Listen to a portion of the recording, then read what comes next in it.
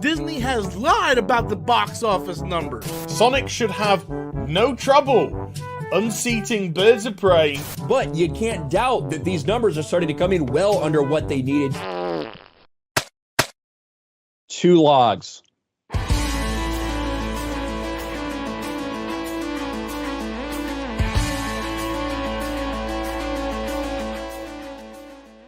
What's the bullshit with the box office, Charles? The bullshit is nobody's talking about how John Wick failed. Well, not failed, but if I were a grifter, I would say John Wick fell hard, failure, box office bomb. Well, yeah. Dungeons. That's they should be, right? Because anytime the one movie takes the #1 spot, the #2 movie is then destroyed. Yeah. Right. And 62% to them is just a disaster. It's absolute chaos. Wow. Pandemonium. Yeah, I mean, Hollywood is right now regretting, even making John Wick because obviously 62% drop, which is standard for most movies, is just disaster. Right. Yeah. Well, Keanu had a good run. Like he thought he was going to come back at the end, this late stage and have another hit, but no. I mean, I think this tells us one thing, and that's that the fans have had enough of cool, badass men. Yeah. True. Yeah. But take this anti-woke garbage out of our media. But also, there are no movies with any badass men in them anymore either. So True. I mean, because Creed 3 is just filled with feminine people. A bunch of pussies, really, if you ask me. Yeah. Well, I mean, Dungeons and Dragons was #1. That clearly doesn't star a man. Who starred in that one? I don't remember. Chris Pratt? Yeah. Chris Evans. Okay. Oh, Chris Evans. Wrong Chris. Yeah. And Chris Hemsworth. Okay. Yeah. Christopher Plummer? Christy Brinkley? Chris Rock. Also, why on this graphic, who made this? Why is the 2 upside down? Oh God. Now I'm gonna stare at that forever. It's really annoying me. It's just a backwards 5. Where? Who? What? How did someone even do that? The #2 in front of John Wick 4. I think Charles made this. It's the font. I didn't do that. If you look at the date, 23 is also a backwards 5. I was going to compliment the graphic. Unlike Turf, I was going to compliment it, Charles. Good job. It's good. Your graphics are great. And I color coordinated it for people to not speak grifter. Red, a shade of red on the number fall off there means abnormal in a positive way. Oh my God. And we have yet to see it, but if it goes yellow, that's over 70%, and that is abnormal. That's bad. That's when. Dude, that's actually really, really cool.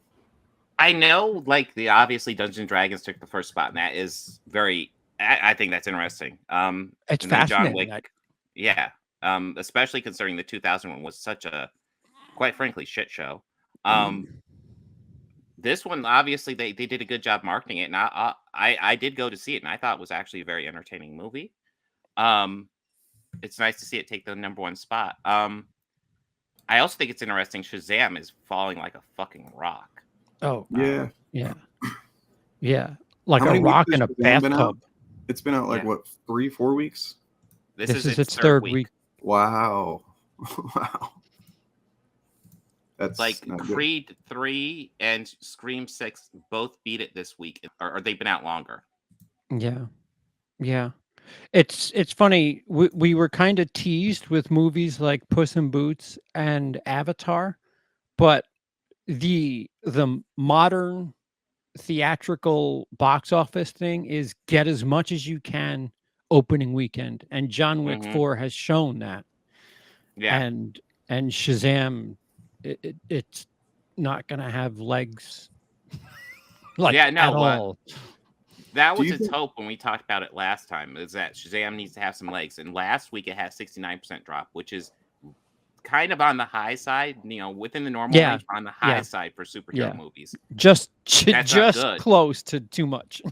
Yeah. Do you think that shift that you mentioned, that's how these things are done now? Is that mostly because of pandemic that's Yeah. become? Do you think it's ever going to like revert back? I don't know. I don't know. Like, there's gonna have to the cinema business, the NATO, which stands for National Association of Theater Owners, not the other NATO. North American or whatever. North yeah. Atlantic Trade That's it. Organization. Yeah, that's it. Yeah. North America. They are like the union that really throws a stink, and Universal and Warner had been at their throats right up until the pandemic, and if you can't open your theaters, you have no leverage, and that the pandemic really screwed over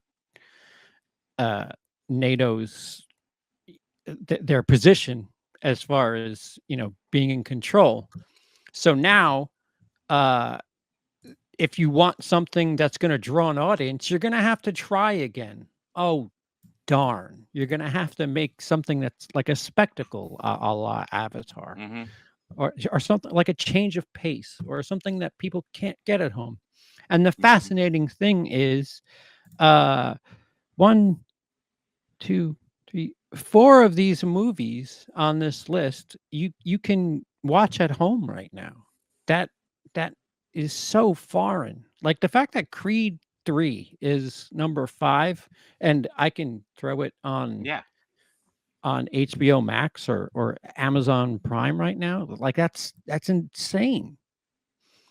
So they're learning, but they have to learn how to adapt to the fact that a lot of people prefer watching movies at home only when you make something that is special or feels like a change of pace or a night out. Will people go and spend the night out at your theater?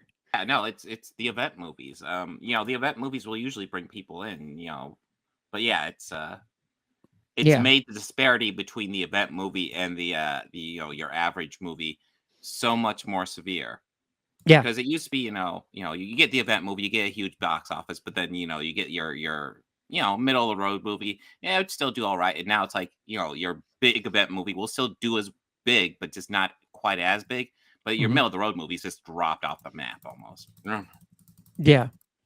Well, I mean, I guess when it comes to the theatrical, the cinema business, when it comes to independent cinema, you lose the ability to be on a big screen, but you gain the ability to reach your audience further by saying, well, I don't care if there's 7 shows of insert Disney Marvel thing here at your multiplex. I can just have somebody rent it on their local streaming service, and I guess we'll both deal with that.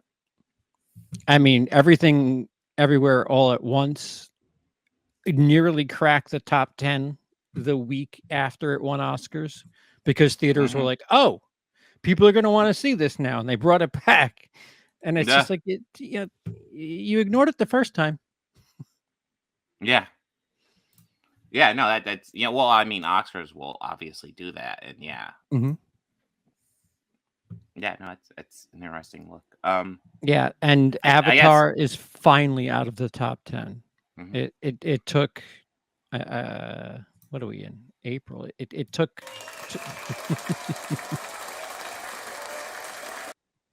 yeah, congratulations to Avatar for making it right past. Well, and Avatar 2 was a bomb, famously. Absolutely.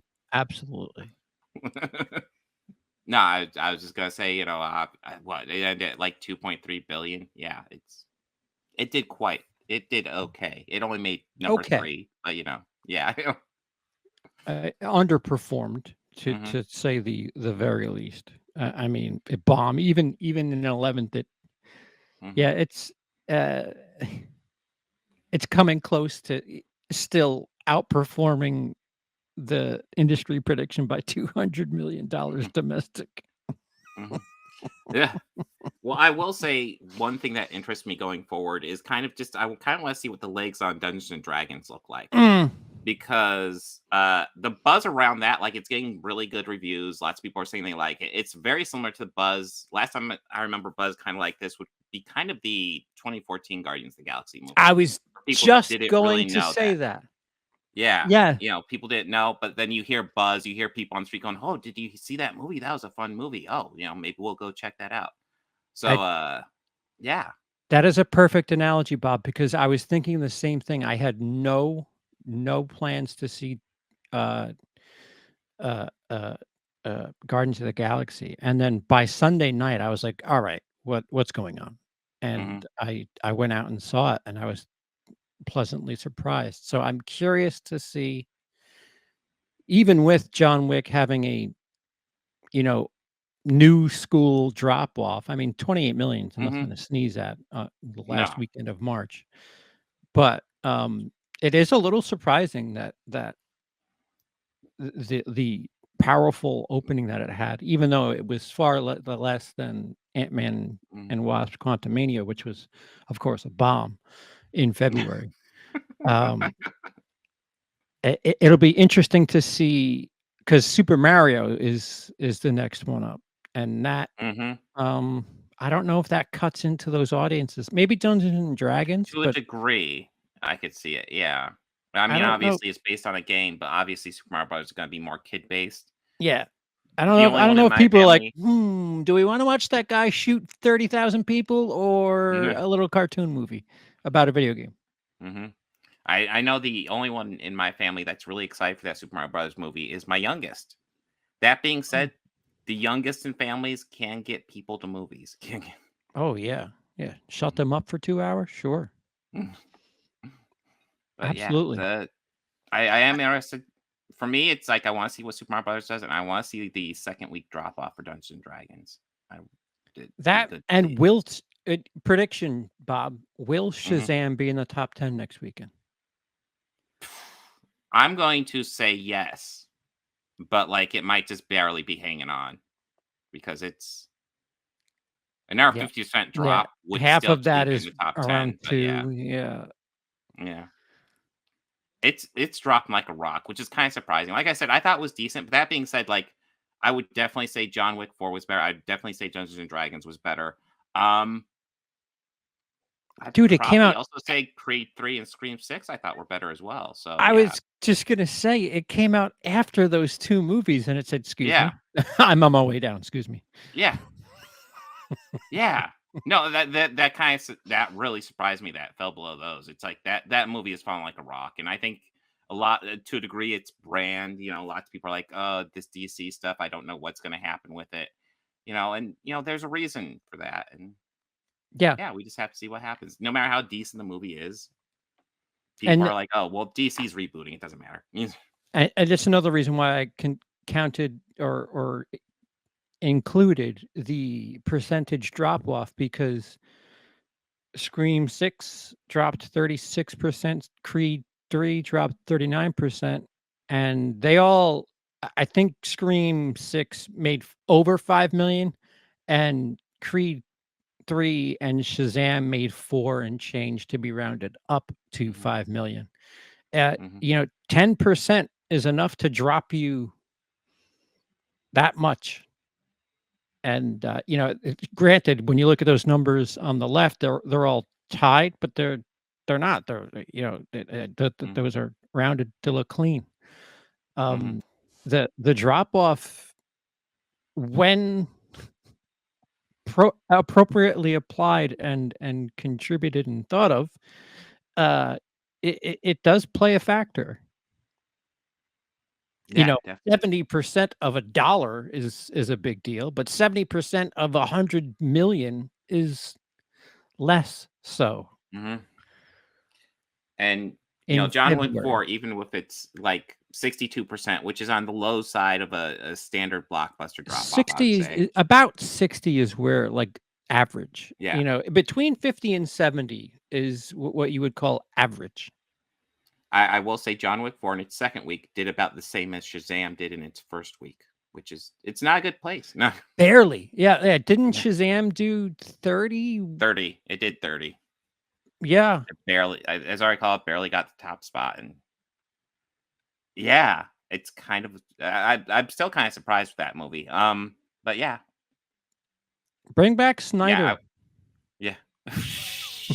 Don't worry, they'll sell the rights to Netflix, I'm sure. And it also makes me wonder. I mean, they just dropped trailers for like Blue Beetle. I wonder how that's going to perform now. Who knows? I don't know what Blue Beetle is. I thought that was another. No, that's the thing. Like I've heard of Blue Beetle's like Guardians of the Galaxy for me when that came out. Like I've heard of it, but I don't really know anything. Blue Beetle, about it the trailer looks pretty good. I wasn't expecting to. Yeah, the trailer looks decent. Yeah. Oh, all right. So the last bit of box office news. Nobody's, making posts about the box office being on fire because there's no money to be grifted this weekend. Right. But the NATO they upped their anticipated gross for the year, and it had to do with John Wick. Wow. So they were expecting to make $9 billion total with everything that came out in the calendar year of 2023, which does not it doesn't include the opening of Avatar 2.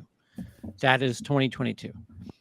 So they're expecting $9.3 billion total in domestic box office for 2023. And just for reference, 2019 made 13 billion. Did I say million? I meant what billion. Was last year? I remember you told me before at one point. Last year was 7. Okay. So last year was 7.5. We're on an upswing. Yeah, we're getting there. 2020 was obviously brutal. 2021 was, slow steps. Once we crack double digits, it'll be resembling normal. And we're. Do you think that the kind of the doomsayers who talk about the theater industry dying, or is that a little overblown? It's possible, but I think theaters are trying their best to not be blockbuster. It can happen, but I mean, there's still drive-ins. They said that about drive-ins 20 years ago. Mm-hmm. Drive-ins actually opened earlier in the pandemic because outdoors you could do that. And I remember going to the drive-in and watching the Indiana Jones movies because there's no new movies out. I feel like if the pandemic isn't going to actually kill the theater industry, then nothing is. Right. Mm-hmm. Right. Like, because it's really the only thing that could is because there's just something about the experience of going to a theater. Yep. We may not do it as often as we used to as a society, but I still fucking really enjoy it whenever I go and see a movie. And that's the beauty of capitalism. If something doesn't do well, it fails, just like the banks. Oh wait. But then when something does do well, it also fails sometimes, which is the fucking awfulness of capitalism. Well, I mean, theaters I know the big theater chains got a lot of money during the pandemic to stay open and job. So hi, yes, I got a lot of money during the pandemic. We all. I am the antithesis of getting a lot of money during the pandemic. Desperately affected my YouTube channel, so I need some money. All right, so that is it. Surprising Dungeons and Dragons, and this week is the Super Mario Brothers movie. So that I would say would probably make north of 60 million, and that's a I gentle estimate as well. So is that how you guys say it over in Jersey? Is Mario? Mario. Mm-hmm. Well, he is Italian. Okay. On Twitter, your Cody Leach, your friend, was saying that he suspects Mario will be the big 2023 movie. I'm not. I still lean towards Guardians 3, but we'll see. I think Tom Cruise is Ooh, the new there's Mission that- Impossible, maybe. Yeah. Fallout was probably my favorite action movie of the 10s. So yeah, that was my favorite. Like I remember thinking this is the best action movie that's not like a Marvel or some superhero thing that I've seen in some time. Yep. Well, I mean the Christopher McQuarrie Mission Impossible movies so far. I mean, he's only done 2 of them, but damn good. Yeah, and Tom Cruise will kill himself making those movies. Here's the thing, though, because so I think I might have said this before on stream. I was waiting until Maverick came out to watch at home, and then it did. It came out on Paramount Plus. Thank you very much, fucking Charles. And independent movie, Top Gun Maverick. I saw that it was out to watch, and I was like, oh, cool. And I'm going to watch that like this weekend. This is a couple of weeks ago. And then I ended up listening to one of my podcasts that I listen to regularly, their episodes on David Miscavige of Scientology, the Scientology head. And I learned a lot of things about Tom Cruise and his relationship to Scientology that I didn't know.